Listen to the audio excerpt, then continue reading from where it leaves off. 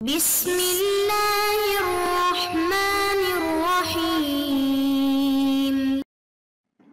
بسم اللہ الرحمن الرحیم اللہم صلی علی سیدنا و مولانا محمد وبارک وسلم قال النبی صلی اللہ تعالی علیہ وسلم يحمل هذا العلم من كل خلف عدوله ينفون عنه تحریف الغالین وانتحال المبطلین وتأویل الجاہلین۔ نبی پاک صلی اللہ علیہ وسلم نے ارشاد فرمایا کہ ہر آنے والی نسل میں سے من کل خلف، ہر آنے والی نسل میں سے اس کے نیک لوگ اس علم کو حاصل کریں گے، اور وہی لوگ اس علم کے ذریعے آیات و احادیث میں سے حد سے گزرنے والوں کی تحریفوں اور باطل کاروں کی اختراع پردازی اور جاہلوں کی غلط تعویلات کو دور کریں گے۔ خلف جانشین کو کہتے ہیں، بعد کے زمانے کی چیز، فخلف من بعدہم خلف، اور عدول عادل کی جمع ہے، عدل کرنے والا یعنی معتبر، ثقہ، قابل بھروسہ، اور ینفون، نفع ینفی، علیحدہ کرنا، ہٹانا، اور غالین، غلا یغلو غلوباً، حد سے تجاوز کرنا، مراد اس سے مبتلین، یہ آگے بھی آ رہا ہے۔ اور انتحال کسے کہتے ہیں؟ یعنی دوسروں کی بات کو اپنی طرف منسوب کرنا۔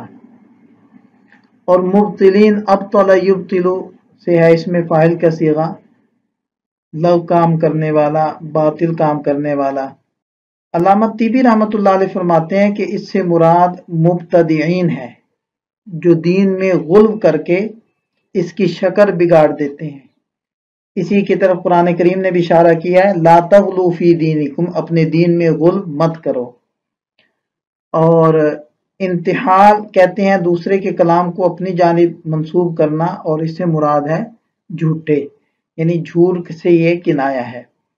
اور تعویل الجاہلین یعنی جاہلوں کی غلط تعویلات کو دور کریں گے، یعنی مبتدئین وغیرہ جو قرآن و حدیث کو موڑ موڑ کر اور غلط تعویل کر کے اپنے عقائد ثابت کریں گے، ان تعویلات کو اہل علم لوگوں کے سامنے افشا کریں گے، لوگوں کے سامنے ظاہر کریں گے۔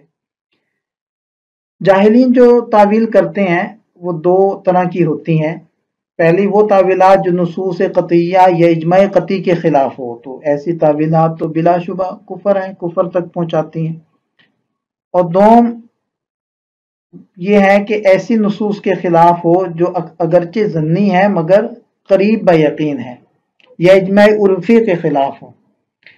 ایسی تعویلات گمراہی کا راستہ ہموار کرتی ہیں۔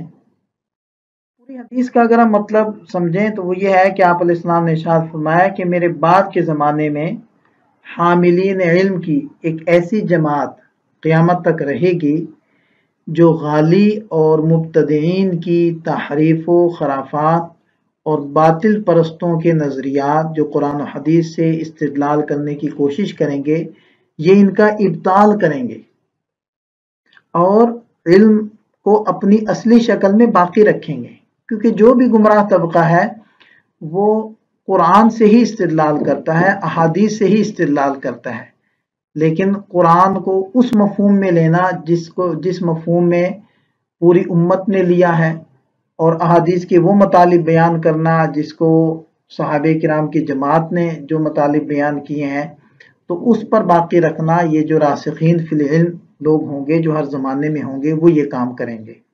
وقال النبی صلی اللہ علیہ وسلم والذی نفسی بیدہ لا تذهب الدنیا حتی یأتی علی الناس یوم لا یدری القاتل فیما قتل ولا المقتول فیما قتل فقیل کیف یکون ذلک قال الحرج القاتل والمقتول فی النار۔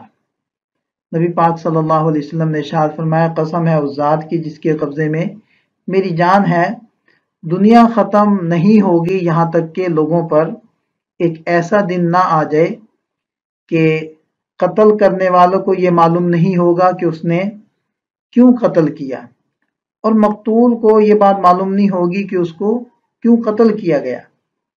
تو کہ پوچھا گیا کہ ایسا کیوں ہوگا، تو آپ علیہ السلام نے ارشاد فرمایا کہ قتل عام کی وجہ سے ایسا ہوگا، اور قاتل اور مقتول دونوں جہنم میں جائیں گے۔ لغات دیکھ لیں، الحرج فتنہ اور فساد اس کو کہتے ہیں۔ تو حتی یأتی علی الناس یوم، ایسا وقت قیامت سے پہلے ضرور آئے گا کہ ایسی دین سے دوری اور گمراہی ہوگی کہ معمولی شکوک و شبہات کی وجہ سے انسان کا قیمتی خون بہایا جائے گا۔ اور یہ جو فرمایا نا الحرج، اس قتل عام کا سبب کیا فرمایا؟ جہالت اور فساد عام کی تاریکی ہوگی، جس سے پورا ماحول متاثر ہوگا اور اچھے برے کی تمیز ختم ہو جائے گی۔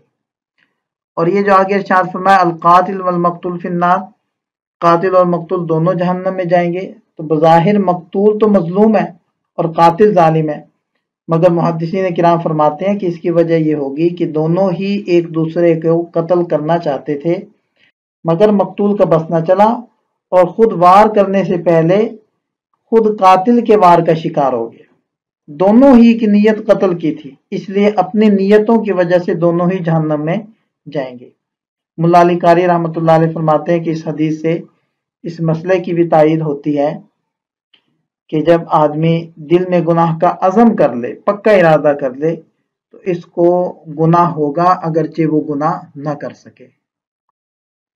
وقال النبی صلی اللہ علیہ وسلم یتقارب الزمان ویقبض العلم وتظہر الفتن ویلقى الشح ویکثر الحرج قالوا وما الحرج قال القتل۔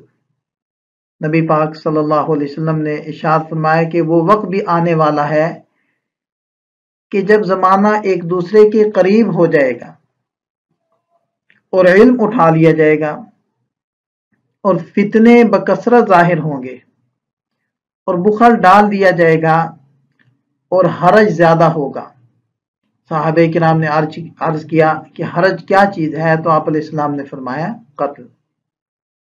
یہ تقارب سمیع سے بھی استعمال ہوتا ہے، کرومہ سے بھی، اس کا معنی ہوتا ہے قریب ہونا۔ یہ تقارب معنی ہے قریب ہونا۔ اور یقبض، قبض یقبض اٹھا لینا، اور القا یلقی ڈالنا، جیسے والقیت علیک محبتا منی۔ اور الشح، شح معنی ہے بخل، شحی بخیل کو کہتے ہیں۔ یہ جو حدیث پاک میں آیا کہ یتقارب الزمان، محدثین اس کے مختلف مطلب بیان کرتے ہیں۔ ایک مطلب تو یہ بیان کیا کہ دنیا اور آخرت کا زمانہ ایک دوسرے کے قریب آ جائے گا، مطلب قیامت قریب آ جائے گی۔ اور دوسرا مطلب یہ کہ برائی اور بدکار لوگ ایک دوسرے کے قریب ہو جائیں گے۔ تیسرا یہ مطلب بھی بیان کیا کہ زمانہ ایسا ہو جائے گا کہ حکومتیں دیر پا نہیں ہوں گی، بہت مختصر عرصے میں حکومتیں تبدیل ہوں گی۔ یہ مطلب بھی بیان کیا کہ لوگوں کی عمریں چھوٹی چھوٹی ہوں گی، اور یہ مطلب بھی بیان کیا کہ گناہوں کے سبب زمانے سے برکت ختم ہو جائے گی، لوگ سمجھنے لگیں گے کہ وقت بڑی تیزی سے گزر رہا ہے۔ اور یقبض العلم، یعنی جب ایسا وقت آ جائے گا تو علماء حق کو اٹھا لیا جائے گا، اور ان کے اٹھنے کے ساتھ علم بھی اٹھ جائے گا۔ دوسرا مطلب یہ بھی ہو سکتا ہے کہ ایسے فتنوں کا زمانہ ہوگا کہ علماء سوء اور علماء حق میں تمیز ختم ہو جائے گی، لوگ یہی سمجھیں گے کہ علم ختم ہو گیا، حالانکہ اہل علم تو موجود ہوں گے۔ فتنے ظاہر ہوں گے، اور یلقى الشح، بخل ڈال دیا جائے گا، یعنی لوگ بخل کرنے لگیں گے، ہر ایک کے اندر ہوس پیدا ہو جائے گی مال کو جمع کرنے کی، اور حرج زیادہ ہو جائے گا، یعنی خرابی، فتنہ اور فساد، انتشار، باہم قتل و قتال، یہ مسلمانوں میں پھیل جائے گا۔